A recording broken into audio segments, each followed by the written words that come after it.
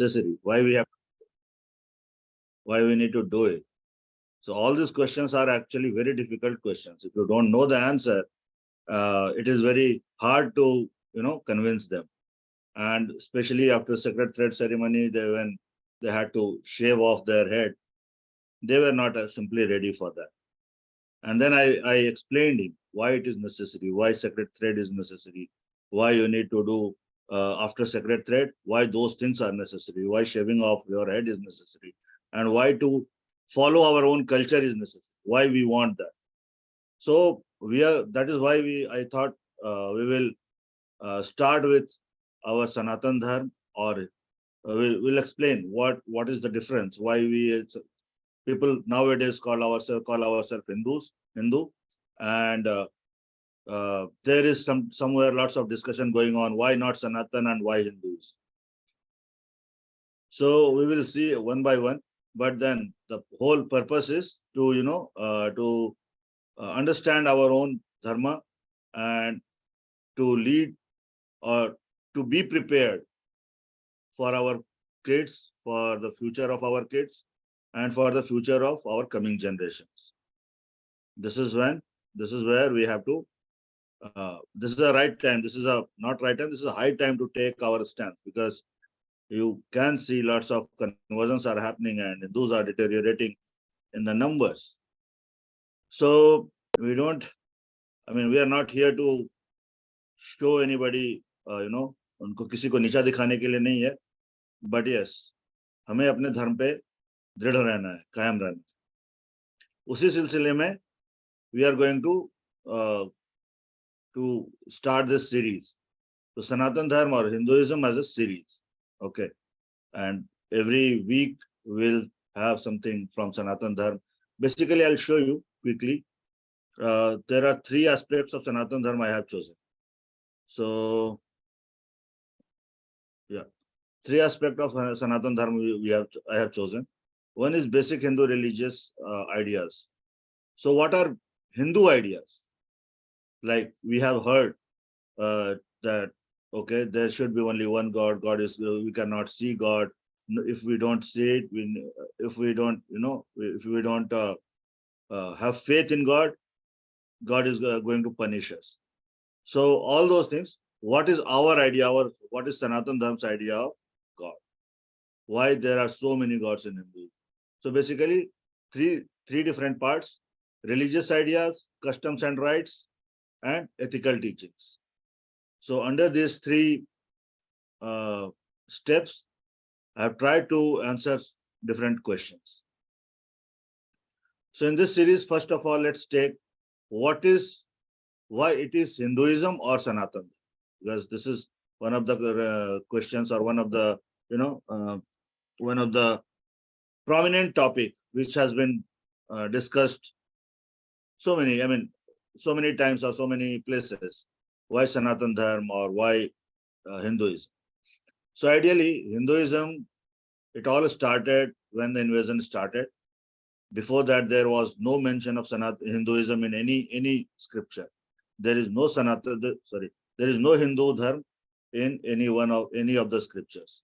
But we are Sanatanis. We are Sanatan Dharma. Sanatan means eternal, which has established this whole universe. We have the power of the same. We have the energy of the same power, and that is what is leading our Sanatan Dharma. That is why we are. Sanatan Dharma is still alive. नहीं तो old ancient religions, Mayans, Mesopotamians, and so many others. ये सारे religions शुरू हुए और फिर कहाँ खो गए पता भी नहीं चला.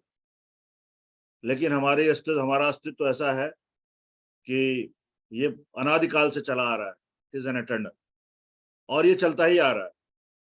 बहुत सारे इसके ऊपर अटैक्स हुए, बहुत सारी चीजें हुई, but we are still there. एक शेर है जो मुझे अक्सर मैं बोला करता हूँ, कुछ बात है कि हस्ती मिटती नहीं हमारी, सदियों रहा है दुश्मन दौरे जमा हमारा. इसके पीछे एक कारण है सनातन धर्म. और सनातन की शक्ति, सनातन की एनर्जी, सनातन की ऊर्जा। अब ये सनातन की शक्ति क्या है? लोगों ने इसे हिंदुइज्म बुलाना क्यों शुरू कर दिया? धर्म का मतलब क्या है? ये सारे ऐसे क्वेश्चंस हैं जो आपको हर जगह पे सुनने को मिलेंगे. These are so many small things which you will have to face in our daily life. So like, why Hinduism? What is Hindu?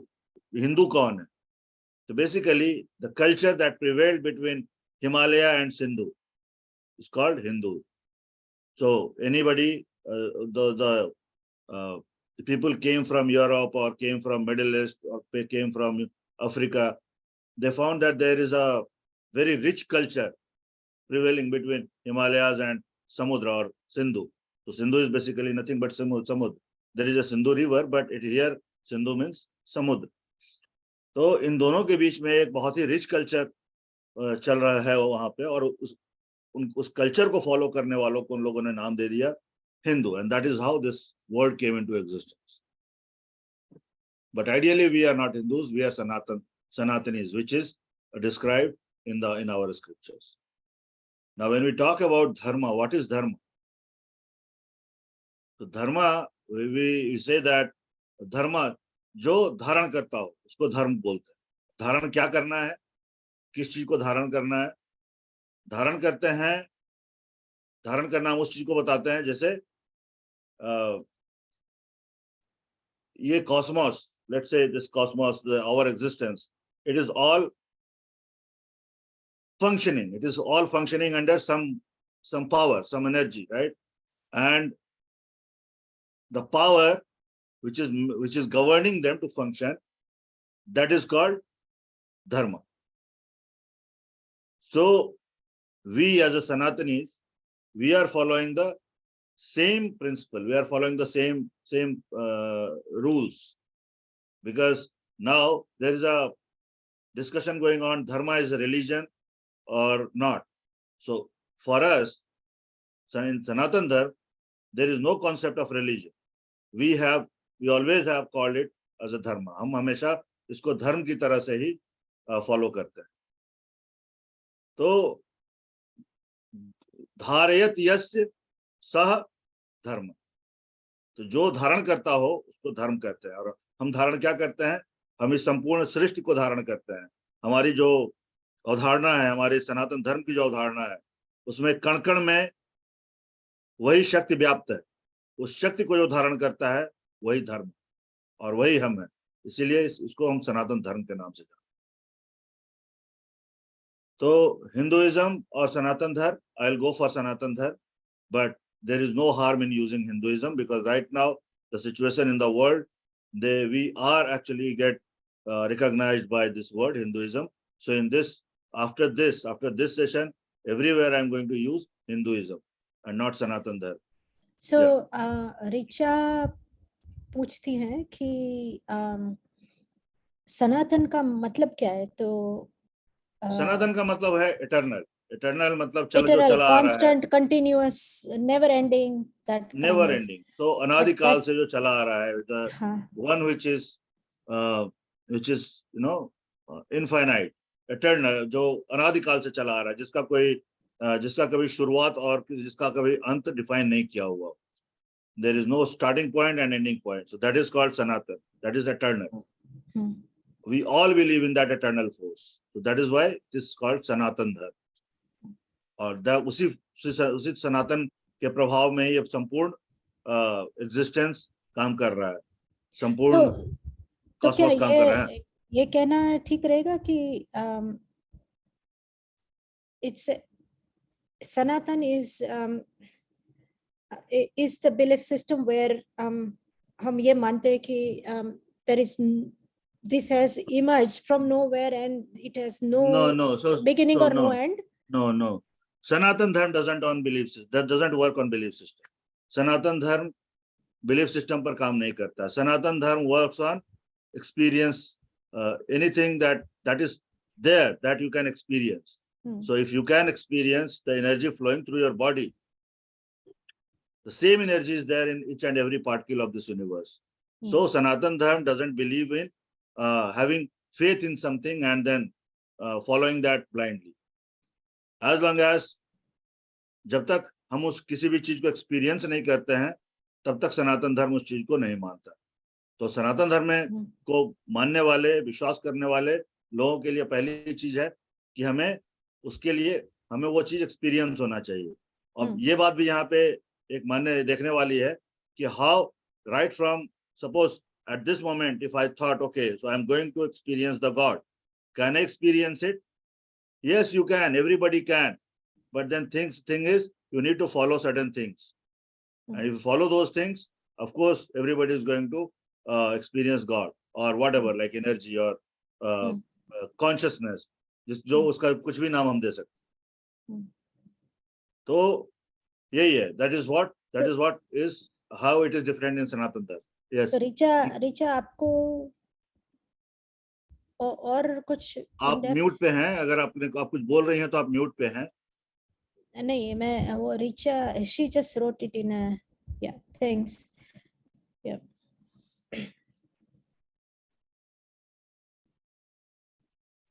Okay. और एक चीज है जो आप ऑफ कोर्स बताएंगे कि भाई हिंदुइज्म में ऐसा नहीं है कि हमें कोई कहता नहीं है कि आप ये बिलीव करो और या कमांडमेंट्स नहीं है कि भाई है ना, अच्छा मैंने बोल दिया है कि ये चीजें आपने करनी है तो करनी है, ऐसा नहीं है।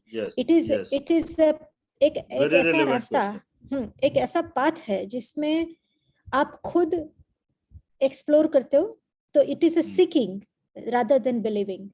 Very relevant question. Yes. So you seek Sanatan Dharma is, yes, you seek the truth by yourself, and there yes, are other बहुत सारे रास्ते हैं, और जो आपके माइंड को सूट करता है वो रास्ते से आप जाके वो एक इटर्नल रियलिटी को पा सकते हैं, जो हम जिसको गॉड, कॉन्शियसनेस, हायर फॉर्म, वो जो भी हम बोले, जो कुछ भी बोले। तो ये बहुत ही इंपॉर्टेंट है। जैसे मैंने पहले भी कहा कि सनातन धर्म is not about believing things blindly. आपको चीजों को खोज करना पड़ेगा, खोज करके उस चीज को एक्सपीरियंस करना पड़ेगा। So to experience certain things you need to explore, you need to seek, and that is what it is all about. Sanatan Dharma is about seeking, about exploring things, and the ultimate aim is to experience those things which we are seeking. So let's say agar hum kuch, suppose I am going to I'm searching for some hidden treasure. So for that we need to start exploration. For that we need to start seeking. We need to find the ways how to go there and how to find the hidden treasure. But at the end of the, if my efforts are good, if my efforts are right and in a right direction, I am going to get that treasure. So Sanatan Dharma is all about that. तो यही difference है Hinduism और सनातन धर्म में। But now on I am going to talk about only Hinduism and not Sanatan Dharma, because the world started recognizing us as Hinduism, as Hindus. So we are Hindus, we are Sanatanis. But हमें ये बात याद रखना है कि Hinduism के पीछे जो शक्ति है वो सनातन शक्ति है, जिसका ना आदि है ना अंत है, ये अनादि है, ये अनंत है। इसके पीछे यही शक्ति है। तो हमें इन बातों को याद रखना। ठीक है, आगे बढ़ते हैं। तो as I said, Hinduism works on three different aspects of our life. One is religious idea, second is customs and rights, and third one is ethical teachings. So what is religious ideas? The whole Hinduism, it works on one principle. What is that principle? Who am I? मैं कौन हूं? जो किसी भी दूसरे धर्म में या संप्रदाय में या मजहब में इन सारी चीजों पे ध्यान नहीं दिया जाता है। मैं कौन? हम केवल दूसरे धर्म के लोग ये बोल के संतुष्ट हो जाते हैं या समझ के संतुष्ट हो जाते हैं कि अरे एक भगवान कहीं पे बैठा हुआ है, वो जजमेंट डे में हमारा न्याय करेगा या कयामत के दिन में वो हमारा हिसाब करेगा। लेकिन सनातन धर्म में ऐसी कोई बात नहीं है, हिंदुइज्म में ऐसी कोई बात नहीं है। हमारा सबसे पहला जो स्टेप होता है वो होता है मैं कौन हूं। भगवान श्री कृष्ण ने गीता में जहां से शुरू किया है, गीता में जहां से अर्जुन को बताना शुरू किया है गीता का उपदेश देना शुरू किया है, उसमें सबसे पहला चीज उन्होंने बताया तुम कौन हो। ये पहला चीज है जिसमें जहाँ पे भगवान श्री कृष्ण ने अर्जुन को बताया है। तो सनातन धर्म में, हिंदुइज्म में अगर कुछ भी ऐसा चीज है जो हमें समझना चाहिए, वो ये है कि मैं कौन। इसके लिए हमें बाहर चीजों को नहीं खोजनी है, उसके लिए हमें अपने अंदर देखना है, अंदर झांकना, और वहां से हमारी तलाश शुरू होती है, मैं कौन। उसके लिए हम आंखें बंद करके बैठे, अपने विचारों को देखना शुरू करें, हमारे विचार किस किस तरह के विचार हमारे मन में आ रहे हैं। इससे ये पहला स्टेप है या पहला कदम है जहां पर हम ये देखते हैं कि मैं किस प्रकार का आदमी हूँ, क्योंकि मैं जिस प्रकार का आदमी हूँ मेरे विचार भी उसी प्रकार के होंगे।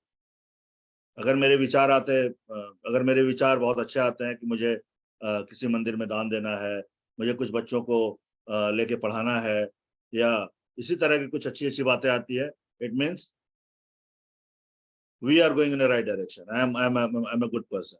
If not, if I am thinking about all bad things, somebody has scolded me or somebody has insulted me a few years back, and now is the time. Now is my time. I am going to give him back. It means you are not going in the right direction.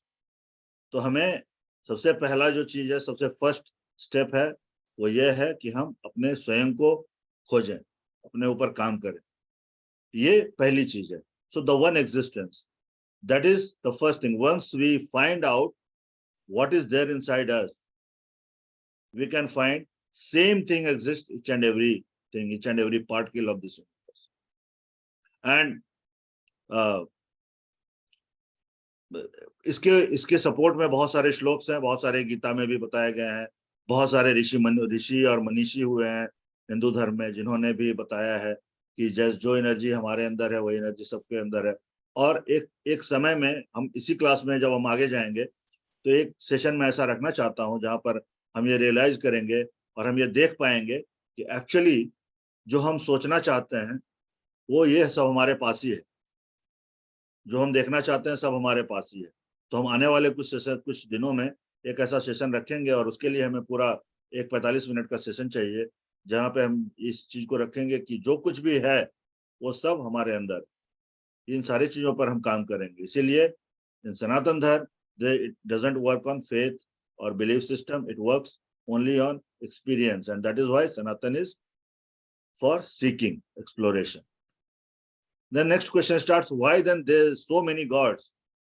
इतने सारे भगवान क्यों हैं? अगर ये बोला जाता है कि ठीक है एक ही एनर्जी है, एक ही कॉन्शियसनेस है, एक ही चेतना शक्ति है, तो फिर इतने भगवान क्यों हैं? तो क्या जरूरत है इतने भगवान की?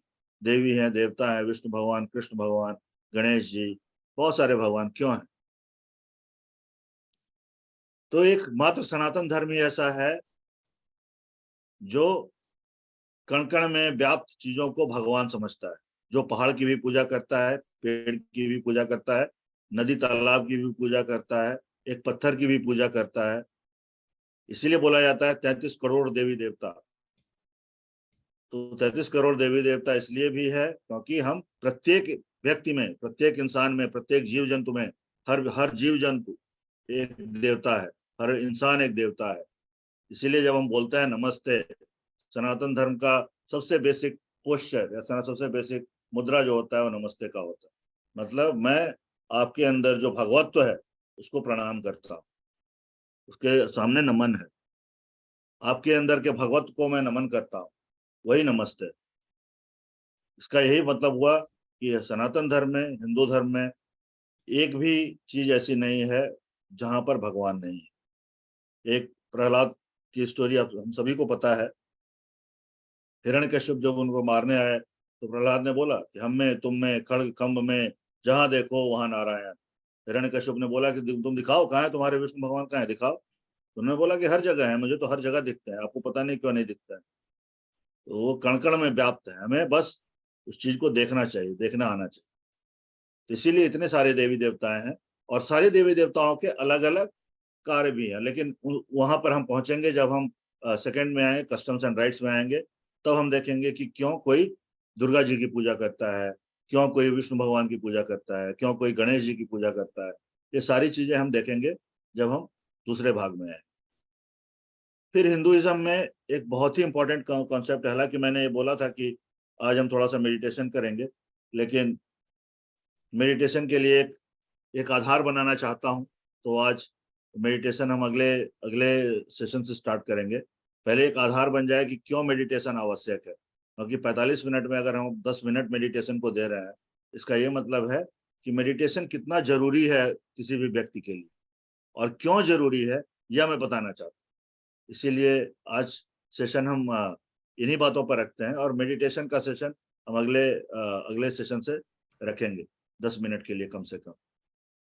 तो सनातन धर्म में एक बहुत ही इंपॉर्टेंट कॉन्सेप्ट है रीबर्थ का, जिसको दूसरे धर्म वाले, दूसरे रिलीजन, दूसरे संप्रदाय वाले नहीं मानते। जब हम हिंदू धर्म में अगर हमारा विवाह भी होता है तो यह 7 जन्मों के लिए होता है। इसके पीछे यह कारण है, इसके पीछे मात्र शारीरिक एक आकर्षण नहीं है, या एक मानसिक बंधन नहीं है। यह शारीरिक आकर्षण और मानसिक बंधन से कहीं कहीं ऊपर है, कहीं कहीं दैवीय है, कहीं कहीं बहुत ही आकर्षक है। वह है ऊर्जा। जब सनातन धर्म में, हिंदू धर्म में, जब दो लोग एक दूसरे के समीप आते हैं तो उनकी ऊर्जा आपस में कार्य करना शुरू करती है, और इसीलिए वह ऊर्जा इतनी स्ट्रांग होती है जो इस जन्म में नहीं, कई जन्मों तक हमारे साथ रहती है। इसीलिए हम जब शादी होती है तो हम कहते हैं कि 7 जन्म का हमारा बंधन है। इस तरह की बातें हिंदू धर्म में असामान्य है, मतलब ऐसा नहीं है कि बहुत ही कोई किसी ने बोल दिया, सामान्य बातें हैं ये सारी, कि हाँ 7 जन्मों का हमारा साथ।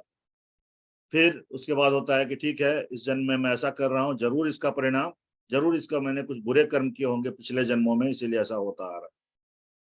ये सारी चीजें कर्म पे और ऊर्जा पे निर्भर करती है। हमारा कर्म कैसा है, हमारी ऊर्जा कैसी है। कर्म वगैरह की बात हम करेंगे, जैसे रिबर्थ के पीछे बहुत बड़ा कारण होता है कर्म का। तो कर्म क्या है, बेसिकली हम कर्म किसे बोलते हैं? कर्म का मतलब होता है कि हम जो कुछ भी कर रहे हैं उन सारी चीजों के लिए माइंडफुल रहना। तो nowadays mindful has become a big concept in Western world. They all are talking about mindfulness. But in Sanatan Dharma, mindfulness has always been there. अभी कर्म जो है, it always reminds you what you are doing, how you are doing. Is it going to, is it ethical, or is it going to harm someone? तो तो ये सारी चीजें जो हैं हम हमारा हिंदू धर्म ही बताता है। अब कर्म क्या है? कर्म हमारा प्रतिक्षण का, प्रतिदिन का नहीं, प्रतिक्षण के हजारों भाग का भी हिसाब किताब है। तो हिसाब किताब कैसे होता है? यहाँ पे कोई ऊपर में बैठा है जो बही खाता लेके लिखता है, नहीं। ये हिसाब किताब आपके साथ हो रहा है, या आपके अंदर हो रहा है, आपके शरीर में हो रहा है, शरीर के बाद आपके मन में हो रहा है, मन के बाद आपकी ऊर्जा में हो रहा है, ऊर्जा के बाद और अलग अलग स्तरों पे हो रहा है। जैसे इस मानवीय शरीर के 5 अलग अलग स्तर हैं, जो कोष जिनको बोलते हैं, अन्नमय कोष, मनोमय कोष, प्राणमय कोष, ज्ञानमय कोष और विज्ञानमय कोष।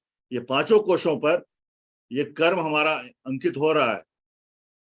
जो 2 कोष हैं, अन्नमय कोष और मनोमय कोष, ये इस शरीर के साथ खत्म हो जाएंगे। लेकिन इसके बाद जो 3 कोष बचते हैं, प्राणमय कोष, ज्ञानमय कोष और विज्ञानमय कोष, ये तीनों कोष आपको पुनः, जब आपका जन्म होगा तो ये तीनों कोष आपके साथ फिर से वापस आएंगे। तो क्या ये जो कोष है उसको लेवल्स ऑफ कॉन्शियसनेस कह सकते हैं क्या? ये हमारे एग्जिस्टेंस का स्तर है, ये हमारे एग्जिस्टेंस का स्तर है। जब हमारा कॉन्शियसनेस एक्सपैंड होता है, तो अभी शरीर के एक्सपैंड में कह सकते हैं इसको, और इसलिए कह सकते हैं क्योंकि अभी सामान्य आदमी का कॉन्शियसनेस क्या होता है, उसके शरीर को लेकर होता है। वो थोड़ा सा इंटेंस अगर होगा, थोड़ा सा सोचना शुरू करता है, तो he started thinking about his mind, उसका माइंड क्या सोच रहा है, little bit of intensity, then he can feel the energy, प्राणमय कोष। इस तरह से you can keep expanding your consciousness, तो ये जो तीन जो कॉन्शियस लेवल पे, so the Karma is Karma works on the conscious level and not just on the body and mind level. That is why it comes back. When you take birth, it comes back. Because that thing is already imprinted in your consciousness. Though you don't remember anything, but it is still there. So इसीलिए वो सारी चीजें फिर से होके वापस आती। और इस चीज को टैकल करने का सबसे आसान तरीका है ध्यान, मेडिटेशन। ध्यान में जब हम उतरते हैं तो हम उस लेवल तक जाते हैं, अपने कॉन्शियसनेस, अपनी चेतना में उस गहराई तक जाते हैं जहां हमें पता चलता है कि हम क्या सही कर रहे हैं, क्या गलत कर रहे हैं। एक व्यक्ति जो ध्यान के बहुत ही गहराई में उतरा हुआ है, उसके जीवन में चीजों की लालसा खत्म हो जाती है, उसके ऊपर है। अगर वो करना चाहे तो कंटिन्यू कर सकता है, नहीं करना चाहे तो वहीं पे समाप्त कर सकता है। और लालसा का मतलब अच्छा खाना, अच्छा घूमना, अच्छा पहनना, किसी भी बात से ज्यादा पैसे कमाना, बड़ी बड़ी गाड़ियां खरीदना, ये सारी चीज बुरी नहीं है, इसमें कुछ भी बुराई नहीं है। लेकिन तो इसका मतलब क्या ये है कि भाई जो आदमी बहुत अपने अंदर जा चुका होता है, somebody who has gotten like really deep into meditation will have everything, but he is not attached to those things. Exactly. It's not like having a Tesla will give them a very like sense of pride or anything. It's just, if it is there, it is like any other vehicle for them. So it's like that's it. Detachment with the stuff around if it them. Is there, if it is there or not there, it doesn't matter to him. अगर मुझे आज 56 भोग खाने को मिल गया, I'm fine, और कुछ नहीं मिला, सूखी रोटी भी मिल गई तो I'm fine। तो ये ऐसा और प्रत्येक व्यक्ति को इसी संभाव में रहना चाहिए। कृष्ण भगवान ने गीता में इसी संभाव का एक श्लोक है। उस श्लोक को शायद 2.44 में है, जहां पे श्री कृष्ण भगवान ने समत्व को डिफाइन किया कि समत्व क्या है। और वहीं पे हर व्यक्ति को समभाव में होना चाहिए। समभाव क्या है? समभाव यही है कि या तो बहुत कष्ट हो रहा हो, या सुख में है या दुख में है, बहुत ज्यादा सर्दी हो या गर्मी हो, हमें संभाव में होना चाहिए। हमारे शरीर को इन सारी चीजों से फर्क नहीं पड़ना चाहिए। अब इसमें एक बहुत इंपॉर्टेंट क्वेश्चन है। अब ये क्वेश्चन क्या है कि बोलना तो बहुत आसान है, लेकिन जब आता है तो फिर क्या होता है।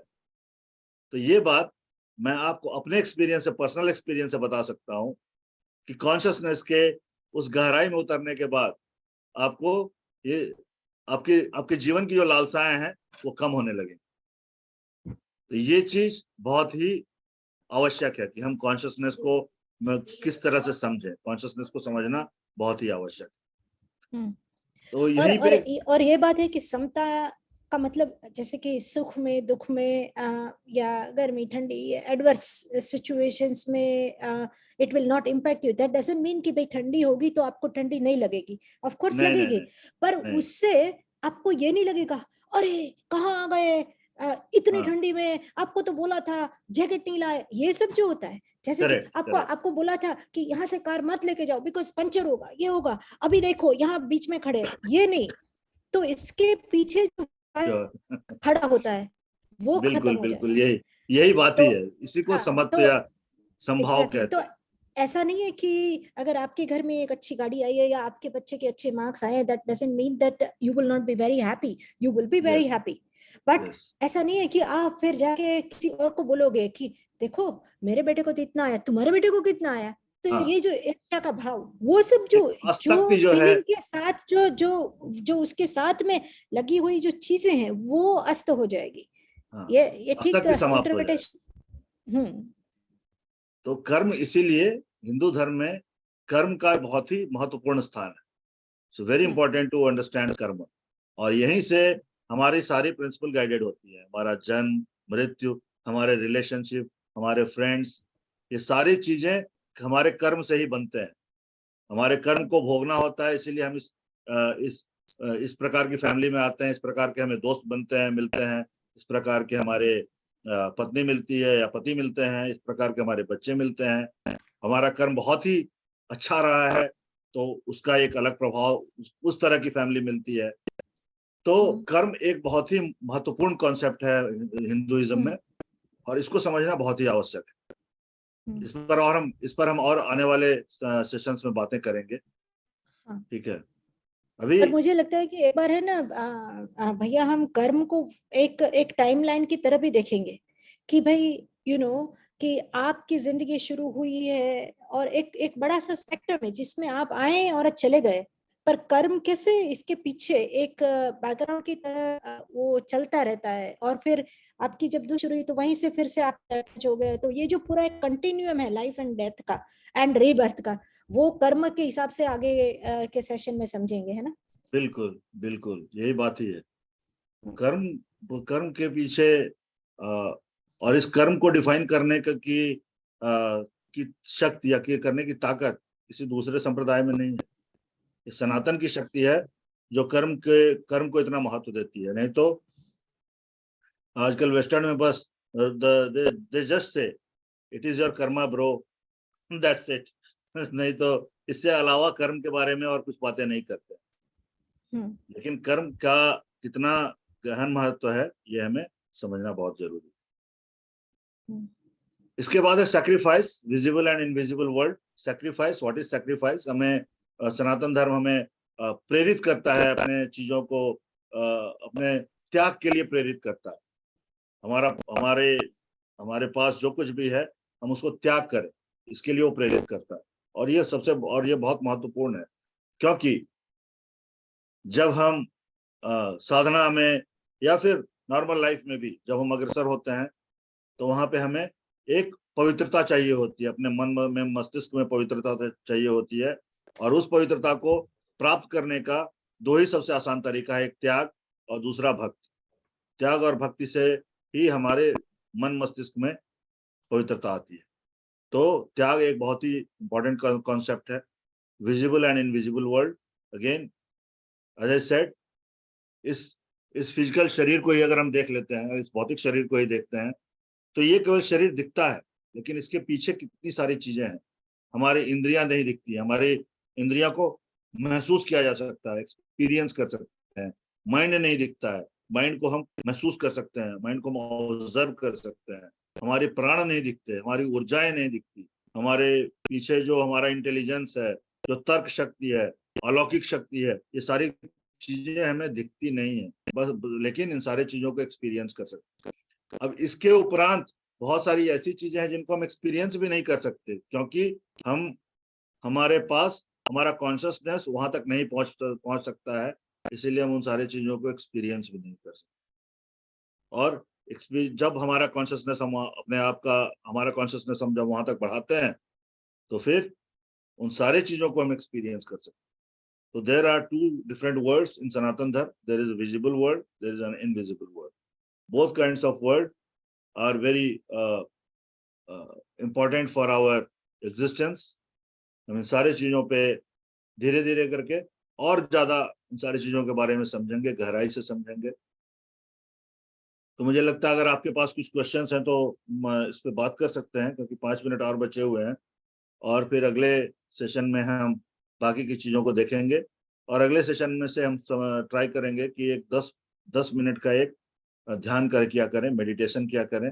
उसके लिए अगर संभव हो, अगर पॉसिबल हो, तो कम से कम 2 से 3 घंटे, 2 घंटे कम से कम हम कुछ खाना नहीं खाएं या कुछ हेवी नहीं खाएं कम से कम, तो अच्छा रहेगा। अगर कुछ क्वेश्चंस हैं तो हम उसके बारे में बात कर सकते हैं।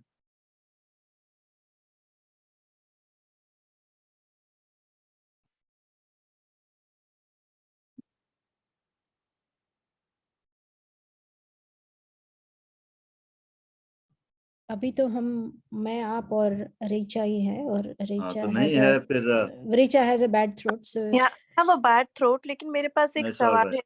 है रंजू जी। जी जरूर जरूर। Really want to ask you, जैसे आपने शुरू में समझाया हिंदू का अर्थ, और it is a term which was coined after invasion। जब हमें इन्वेड किया गया तब हिंदू came into existence।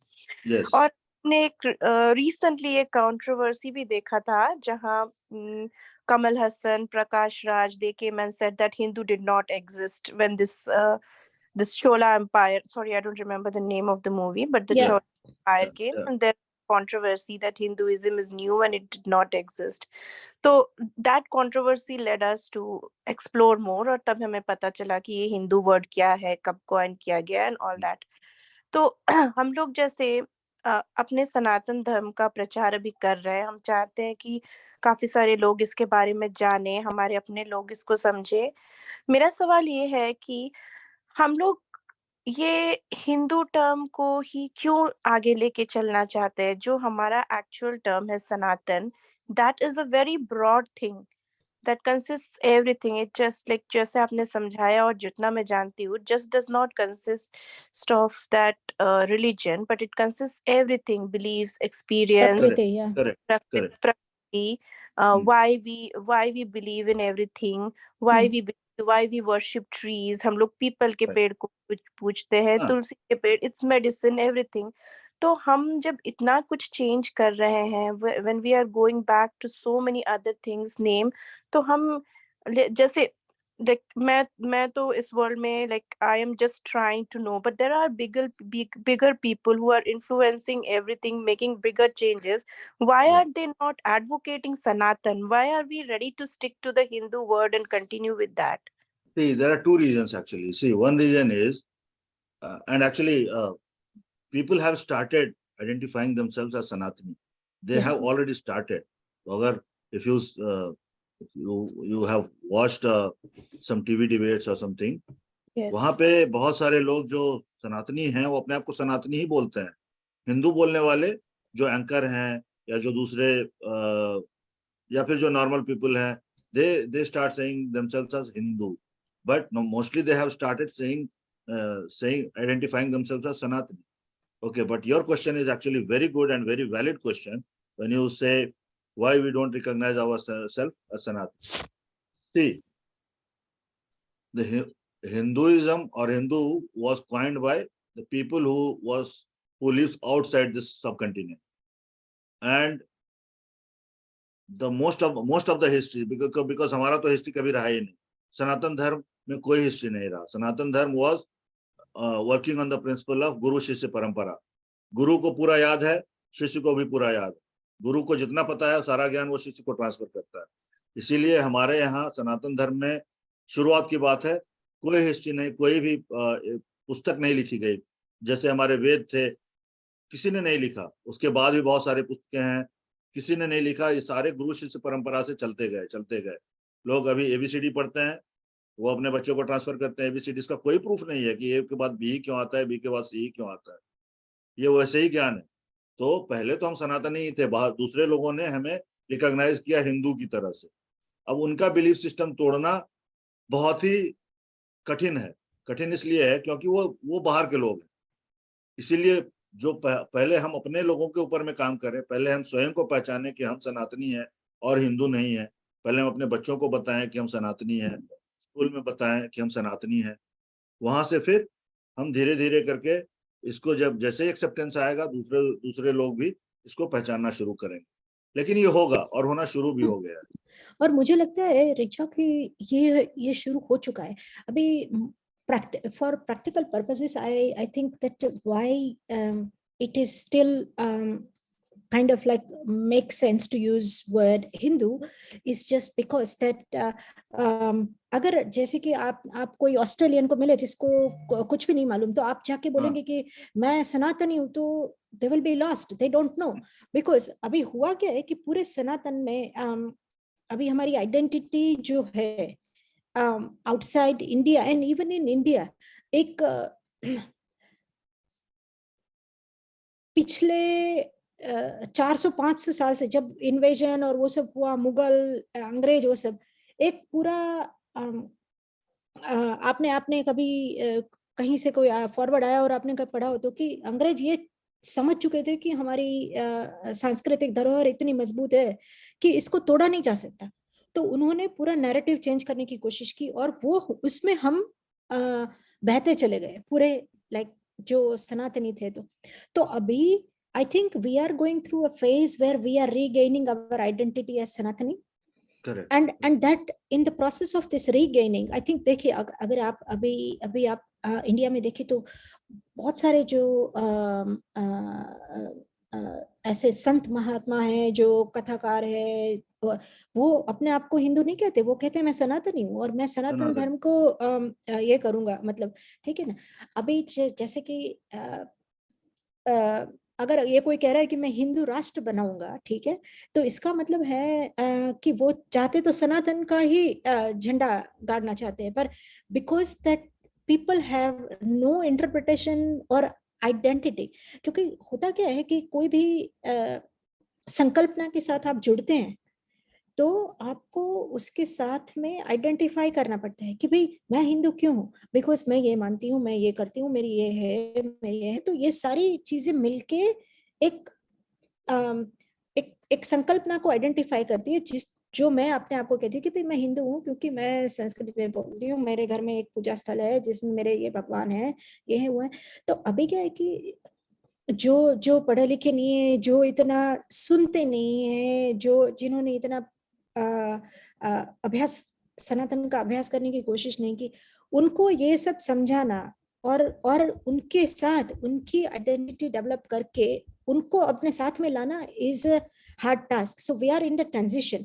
तो मुझे लगता है कि ये शुरुआत तो हो चुकी है, पर अभी सब लोग अपने आप को आइडेंटिफाई करें और कहें कि भाई मैं सनातनी हूँ, उसमें और शायद थोड़ा टाइम लगने वाला है, 10 साल और लगने वाला है शायद, क्योंकि ये जागृति आने में टाइम लगेगा। Per your point is valid कि हम तीनों तो साथ कर शुरू कर ही सकते हैं कि हम ये बोले कि भाई हम सनातनी हैं।